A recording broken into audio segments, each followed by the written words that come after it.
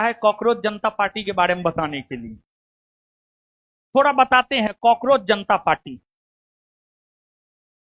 देखिए, अरे सुनो ना, सुनो ना, बड़ा विस्तार समझने लगा। लिखाएंगे कॉकरोच जनता पार्टी। सुनिए, है सुनो न जी।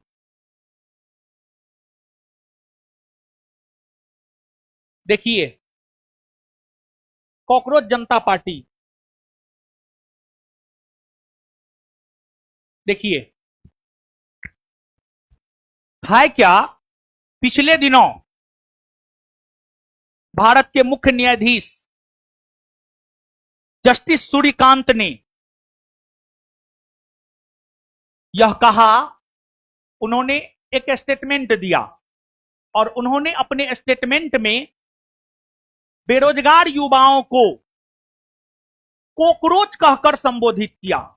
कॉकरोच समझते हैं ना? बेरोजगार युवाओं को कॉकरोच कह करके संबोधित किया। बेरोजगार युवा को, बेरोजगार युवा। देश की आबादी 145 करोड़ प्लस है और भारत की अधिकतर आबादी युवा है और देश में बेरोजगारी का आलम, देश में बेरोजगारी अपने चरम पर है। अधिकतर युवा बेरोजगारी है। तो कॉकरोचों की संख्या बहुत ज्यादा है।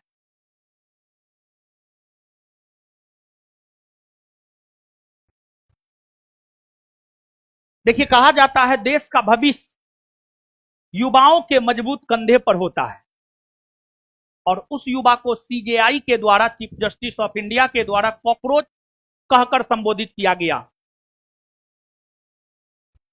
यह बात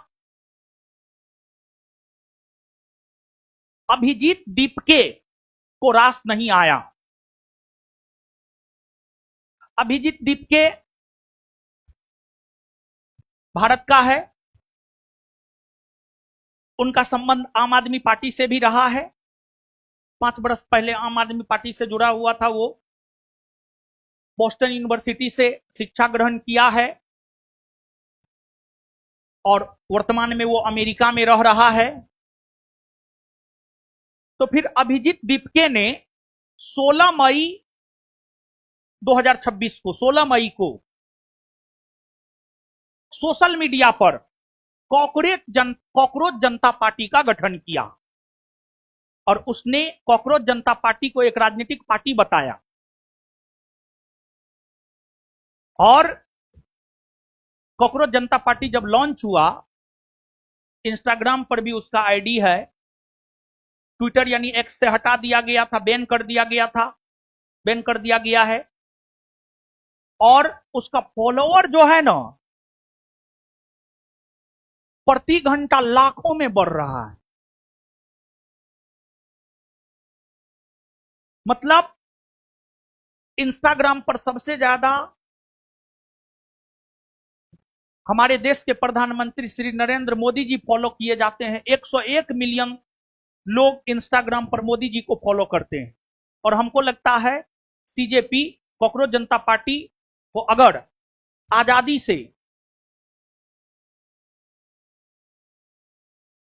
उस पर कोई दबाव नहीं बनाया जाए तो आने वाले कुछ दिनों में जो है मोदी जी का जो 101 मिलियन फॉलोअर है उससे भी ज्यादा हो जाएगा कॉकरोच जनता पार्टी का फॉलोअर, क्योंकि बेरोजगारों की संख्या तो है।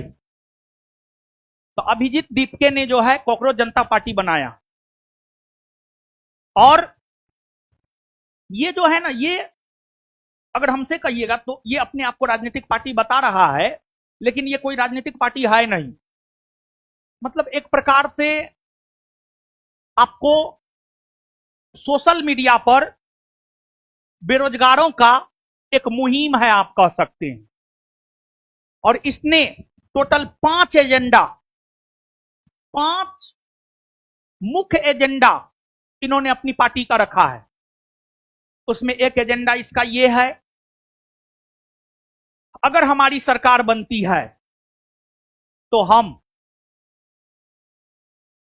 रिटायर न्यायाधीशों को राज्यसभा का सदस्य नहीं बनाएंगे। क्योंकि देखिए होता क्या है, अब न्यायाधीश है, किसी भी लोकतांत्रिक देश में सरकार के 3 अंग होते हैं, कार्यपालिका, विधायिका, न्यायपालिका। अगर हमको कहीं भी न्याय नहीं मिलता है तब हम न्यायपालिका के पास जाते हैं। और भारतीय संविधान का आधारभूत स्तंभ है, बेसिक स्ट्रक्चर है स्वतंत्र न्यायपालिका। और न्यायपालिका कार्यपालिका के दबाव में नहीं आना चाहिए। न्यायपालिका विधायिका के दबाव में आकर काम नहीं करे। न्यायपालिका के मन में लोभ ना हो, न्यायाधीश के मन में लोभ ना हो। अगर न्यायाधीश के मन में लोभ होगा तो फिर न्यायाधीश सत्ता के अकॉर्डिंग काम करेगा। फिर सत्ता पक्ष के लोग रिटायर होने के बाद न्यायाधीश को जो है उचित उपहार देगा, जैसा कि भारत में हो चुका है। भारत के पूर्व मुख्य न्यायाधीश रंजन गोगोई जिसने अयोध्या मामले पर भी फैसला सुनाया है, वो रिटायर होने के बाद राज्यसभा के सदस्य बनाए गए। तो कॉकरोच जनता पार्टी का पहला मुद्दा है, रिटायर होने के बाद किसी भी जज को राज्यसभा नहीं भेजा जाएगा। एक ये था। दूसरा है, अभी भारत में चुनाव आयोग के द्वारा जो एसआईआर किया जा रहा है, स्पेशल इंटेंसिव रिवीजन, एसआईआर के जरिए जो है मत काटा जा रहा है। और जब बिहार में एसआईआर हुआ था पहली बार, मेरा भी नाम मतदाता सूची से हट गया था, फिर दोबारा डलवाना पड़ा। अभी बंगाल में चुनाव हुए हैं, 27 लाख मतदाता होते हुए भी मतदान नहीं कर पाया। तो ये जो मतदाता, वैध मतदाता होते हुए भी मतदान नहीं कर पा रहा है, इसमें कहीं ना कहीं चुनाव आयोग की गलती है। तो इस प्रकार के चुनाव आयोग को लेकर भी कांग्रेस जनता पार्टी के द्वारा जो है आपको यह कहा गया है कि इस प्रकार का कृत्य अगर चुनाव आयोग करता है तो चुनाव आयोग के सदस्यों पर यूएपीए कानून लगाया जाएगा। यूएपीए। इसके बाद तीसरा एजेंडा है उसका, अगर हमारी सरकार बनी तो हम महिलाओं को 30% नहीं बल्कि 50% तक आरक्षण देंगे लोकसभा में, विधानसभा में। और देखिए ये एजेंडा हमको ठीक लग रहा है, क्योंकि देश की आबादी का लगभग 50% महिला है ना जी, तो 50% तक ये भी ठीक है। इसके बाद उसका अगला एजेंडा है, अंबानी अडानी के क्षेत्राधिकार में जो भी न्यूज चैनल है, जैसे न्यूज 18, एनडीटीवी, ये सब अंबानी अडानी के क्षेत्राधिकार में ही है। जो अंबानी अडानी चाहेगा वही दिखाएगा ये सब। तो अंबानी अडानी के क्षेत्राधिकार में जो न्यूज चैनल है ना, उसको प्रतिबंधित कर देंगे, उस पर रोक लगा देंगे। चौथा हो गया। और इसके बाद पांचवा की अगर हम बात करें तो इसका पांचवा एजेंडा अगर हम देखें तो इसका पांचवा एजेंडा था, कोई विधायक या सांसद दल बदल करता है, मतलब भाजपा के टिकट पर चुनाव लड़ता है, कांग्रेस में मिल जाता है, या कांग्रेस के टिकट पर चुनाव लड़ता है, भाजपा में मिल जाता है।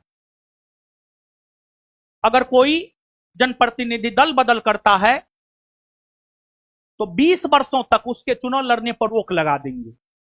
ये 5 एजेंडा है, समझे? यही है कॉकरोच जनता पार्टी।